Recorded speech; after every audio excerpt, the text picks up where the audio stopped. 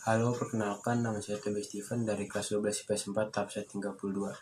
Di sini saya akan presentasi tentang fotosintetis. Soal yang pertama, apa itu fotosintetis? Fotosintetis adalah proses reaksi penggabungan berbagai zat untuk menghasilkan makanan oleh tumbuhan dengan melibatkan cahaya matahari.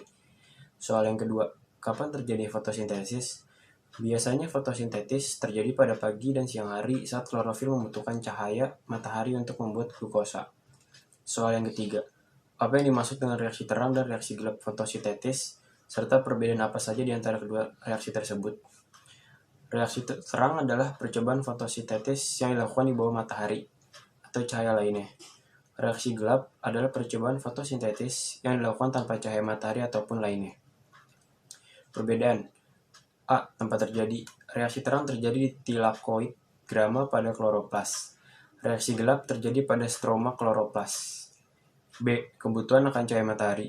Reaksi terang membutuhkan cahaya matahari. Reaksi terang tidak akan terjadi apabila tidak ada cahaya matahari. Cahaya matahari ini sangat diperlukan untuk proses fotosintesis air yang mendasari terjadinya seluruh proses reaksi terang. Reaksi gelap dapat terjadi saat ada ataupun tidak adanya cahaya matahari. Ini dikarenakan reaksi gelap tidak bergantung pada keberadaan cahaya. C. Molekul yang dibutuhkan. Reaksi terang merupakan reaksi yang menghidrolisikan air.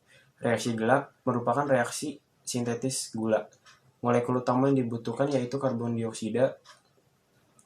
Selain CO2, pada reaksi gelap juga dibutuhkan NADPH dan ATP. D. Molekul yang dihasilkan. Reaksi terang menghasilkan oksigen sebagai produk utama hidrolisir air. Selain oksigen, reaksi terang juga menghasilkan NADPH atau ATP. Reaksi gelap merupakan reaksi sintetis gula. Soal yang keempat, jelaskan bagaimana proses tahapan yang terjadi antara fotofosfor siklik dan non-siklik pada reaksi terang fotosintetis. Proses fosfor siklik. Klorofil yang mengabsorpsi cahaya matahari akan melemparkan elektron keluar. Elektron yang tereksitas akan mentransfer energi matahari. Elektron tersebut akan membebaskan energi sedikit demi sedikit dengan cara pindah dari akseptor satu ke akseptor yang lain. Fosforilisasi non-siklik. Klorofil yang mengabsorpsi cahaya akan melemparkan elektron dan menjadi netral kembali dengan mendapat elektron yang berasal dari air. Soal yang kelima, jelaskan perbedaan antara reaksi terang fotofosfor siklik dan non-siklik. Fosfor siklik hanya melibatkan fotosintesis 1, menghasilkan ATP, dan tidak terjadi fotolis air. Fosfor non-siklik melibatkan fotosistem 1 dan 2, menghasilkan O2 dan NADPH. Terjadinya fotolisis air untuk menutupi kekurangan elektron pada fotosistem 2. Soal yang keenam, jelaskan tahapan reaksi gelap pada fotosintetis. Tahap-tahap reaksi gelap meliputi fiksasi, reduksi, dan regenerasi. Fiksasi merupakan pengikatan karbon dioksida oleh RuBP dengan bantuan enzim Rubisco. Reduksi adalah perubahan PGA menjadi PGAL oleh NADPH dan ATP. Regenerasi adalah pembentukan RuBP dari PGAL. Adapun sintetis adalah perubahan PGAL menjadi glukosa.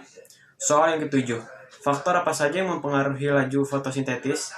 Yang pertama ada sinar matahari. Sinar matahari adalah salah satu faktor utama yang mempengaruhi terjadinya fotosintetis.